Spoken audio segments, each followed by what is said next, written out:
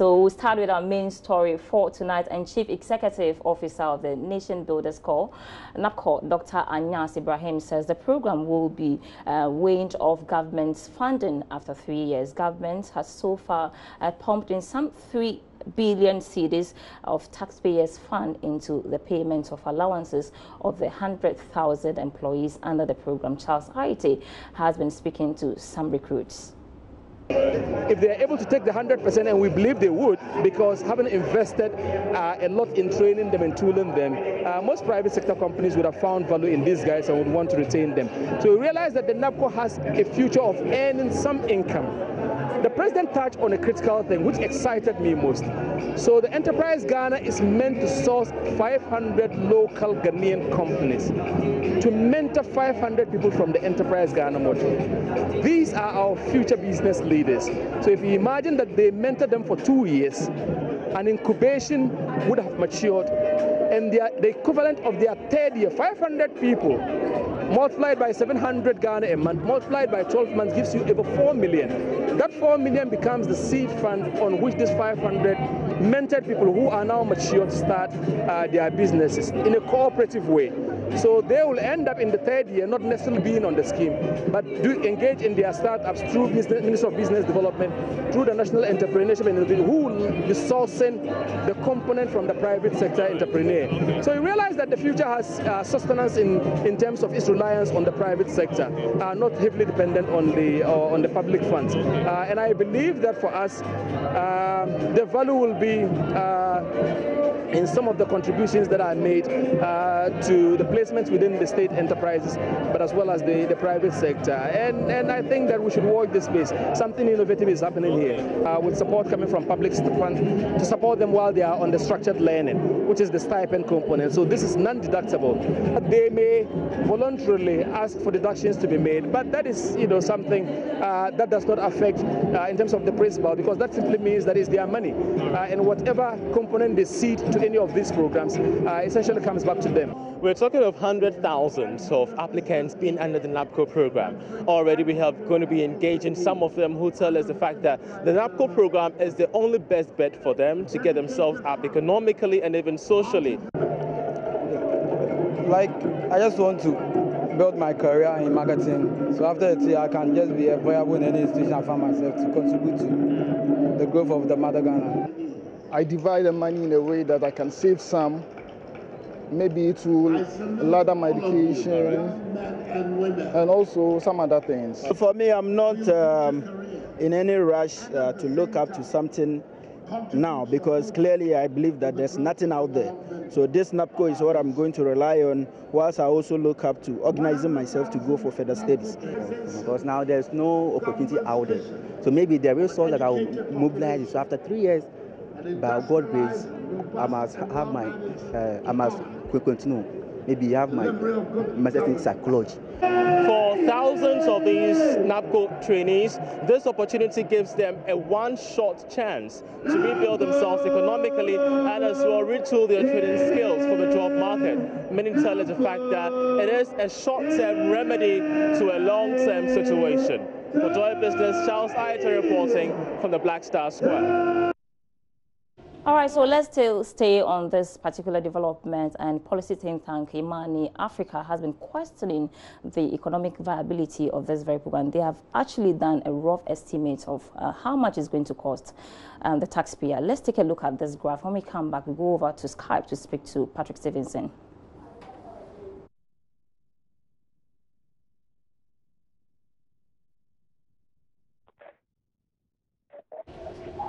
The recruit alone should cost us some 840 million Ghana cedis per annum, and then which is equivalent to 2.1% of domestic tax revenue, including tax revenue from the petroleum sector for 2018, and then the first execution of the program to cost an additional 240 million Ghana cedis to cover the total salary payment to this recruit. So this is what Imani has been trying to put together as to how much is going to cost us if we have to pay these people every year, and the percentage-wise is what is also going to cost us. And bear in mind that they have been questioning the economic viability of the program, and from day one they have been against this whole program in the long term, what we're supposed to do as a nation. So basically this is what they put, and then it said direct salary cost item alone under the program could reach some 840 million Ghana cedis per annum, equivalent to 2.1%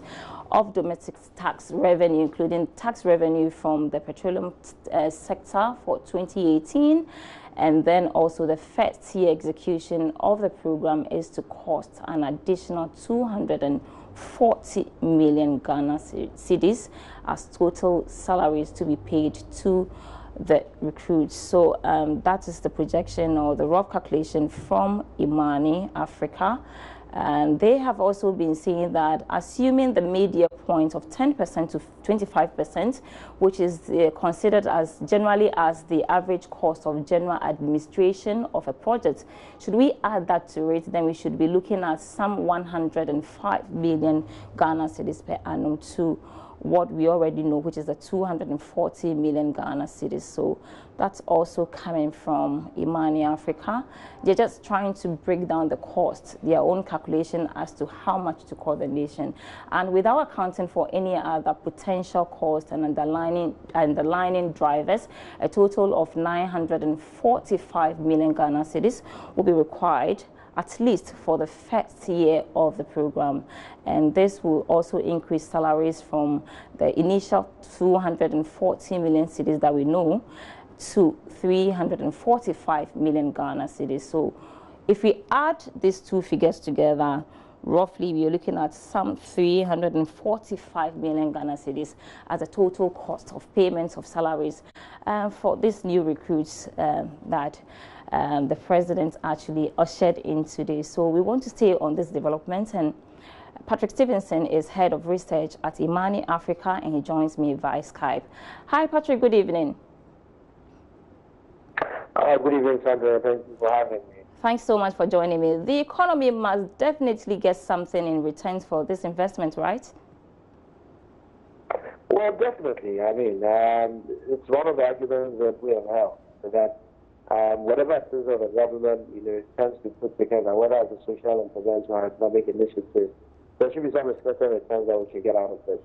If you look at the numbers, some of which you have touched on, I mean, we are likely going to be investing in a year alone something that is nearly $1 billion Ghana cedis. I'm not sure the government has really looked at this to quantify it. And if you're putting in $1 billion, the assumption shouldn't be that it's just a social protection program. Even if the social protection program, what is the expected, whether the social return, economic return, I mean, the economy must definitely get something out of it.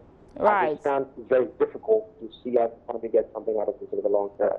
Right, hopefully, but we'll definitely come to how much is going to be pumped into this particular program. But somewhere in 2015, the IMF actually said that public sector was over-bloated and we needed to stop the employment as well as clear some ghost names before resuming employment. I know they have done some work with regard to clearing ghost name, but have we been able to successfully do what the IMF is asking us to usher in these new people to the public sector?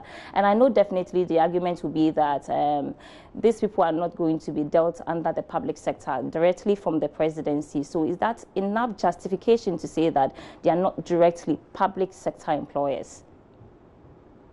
Well, you cannot necessarily say, and I don't think the government may have done the argument you have put across, which is that this is not an addition to the public payroll. However, what needs to be emphasized is the fact that the government has got certain programs, either in healthcare, whether it's education or whatever it is, that it expects these new employees to come and prosecute. And so whether it's on the balance sheet of government or off the balance sheet of government or whichever way government structures this engagement, the fundamental factor there is that the people are going to be employed by the government of the country. So we can dilly-dally with the semantics of what it means for the IMF program, for instance. And indeed, if we have to go to the letter of that particular agreement, it may be the case that this is not public sector employment, because typically the Public Service Commission has got to be looked in when we're talking about employment for the public sector, but this is not happening. Right. And so does that breach any of the conditions of engagement with the fund? I'm not too sure in the technical sense of it, but the ultimate point is that we have a case where the government appears to be creating temporary employment opportunities for young people, and we are not sure what the economic returns are going to be for the economy. Yes, it's good you mentioned that, but you know, as it stands now, government says that they are going to pump in some 3 billion Ghana cedis, and that's set aside, and obviously it's coming to come from the consolidated fund, obviously the taxpayers' money. And so is that going to be in any way going to affect our wage bill? Well, obviously, the wage bill may not directly be affected, given that the government is taking this as a standalone project and is pumping some, billions of Ghana cedis into it. So in terms of what the structure of compensation and emoluments on the wage bill looks like, when you look at the line items of government spending, you may not find that. However, programs that you have under the IPEP program that the government launched in 2017, we would have to disintegrate that and find out whether or not we are getting the right returns from these. You are right, though, which is that the taxpayer is the person that is paying for this. Nobody should be deceived into thinking that this is a government yanking some money out of anywhere. It's the taxpayer that's paying for this sort of initiative. What will be interesting to look going forward is that you have an economy that, as we speak today, majority of the private sector businesses are laying off employees. If you look at the beverage industry today, they're talking about laying off some 1,500. You talk the financial industry, quite a number of jobs have been laid off. And we understand as well that the private sector is the engine of growth. Yes. So if the government acknowledges and there are constraints that these sectors are dealing with, and they are not getting the right support, and they are laying people off. And the government is creating this parallel structure, which appears to be providing, as the government acknowledges itself, temporary jobs. I fear for those who are going to the program, because you've come out, and the difficulty will be that taxpayers would have funded this. However, the private sector may not have recovered to a point where they can absorb that is one.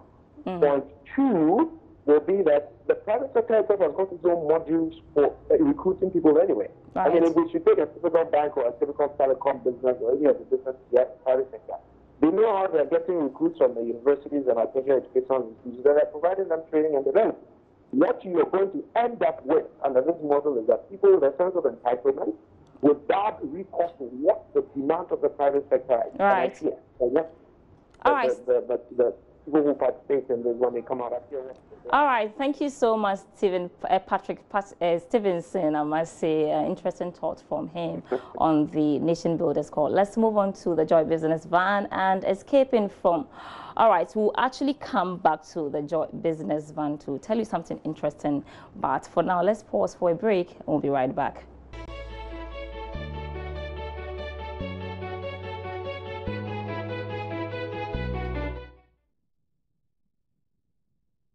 Welcome back to Business Live. Time to bring you the Joy Business Van. Now, escaping from medications and desperate to find a natural remedy after being diagnosed with hypertension at the age of 35, Ben Adjofo chanced upon the moringa plant. Now, he's not just living healthy, but also running a healthy business, Moringa King.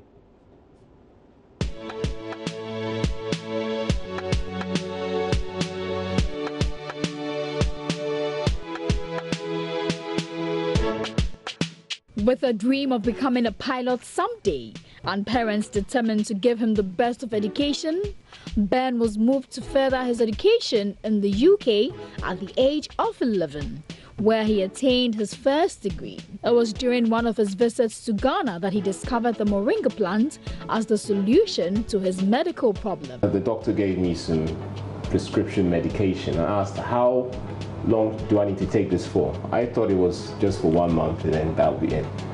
And he said for the rest of your life. And I thought, wow, there must be a way to reverse this or another way. I then discovered moringa. And that's how the story of Moringa King began. With its main product, the Moringa blend, Ben Adjofo offers a variety of natural fruit juices, including pineapple and orange. What sets it apart is in the field whereby you have lots of sugary products, lots of adulterated products which have been pasteurized, diluted with various things. For example, Moringa King delivers the fresh juice to you. We have oranges which are freshly squeezed, bottled, packed, delivered to you, unadulterated. It is exactly what it says on the box. So therefore, when you take one of our products and you consume it, you know you're consuming a quality product. this sets us apart from the rest because people immediately notice the difference, and they contact us, they call us, and they also actually push the sales for us. Although Ben started his business by squeezing the fruits by hand, Moringa King has now grown with over 20 workers to its name. 6 years down the line, and his products are now sought after by two of the world's largest hotels, Kempinski and Movenpick. This, he says, is not enough, as he has bigger plans for his business. Okay, Moringa King has outgrown our current premises. We actually produce on demand because our goods are perishable. We are experiencing more and more demand, international, even within West Africa. We receive calls from neighboring countries, Nigeria, Sierra Leone, for supply. We need to expand to a much larger establishment, and we're in the process of actually preparing ourselves to be investment ready, to invite people to take a look at the business and see where and how they can help us.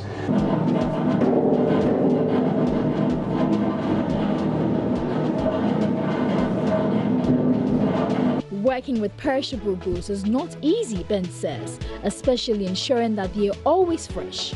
But being the good businessman that he is, Ben Adjofo works his way around it by only producing on demand.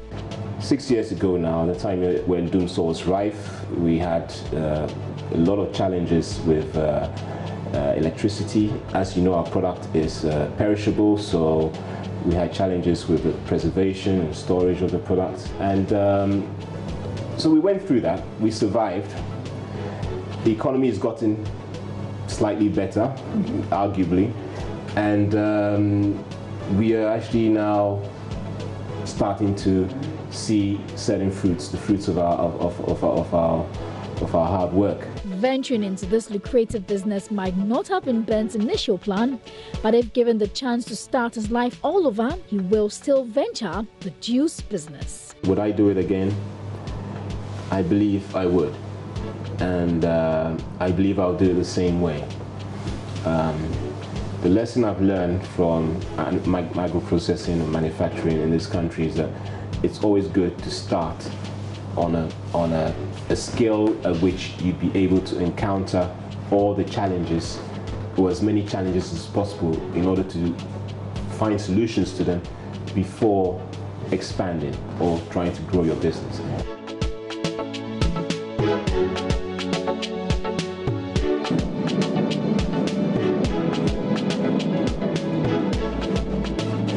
The rock edge inside.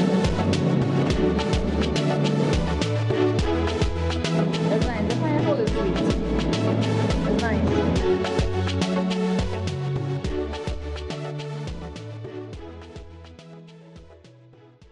All right, and I hear the moringa plant is actually very healthy. You're telling me that you're growing moringa. Farm. Yes, what are you doing with it? I sell it sometimes, and we used to put it into powder and sell as well. It's very nutritious. You should try it. All right. Thanks for watching tonight. There's more news on our website, myjoyonline.com/business. My name is Sandra Isanamafeno. And my name is Darokao.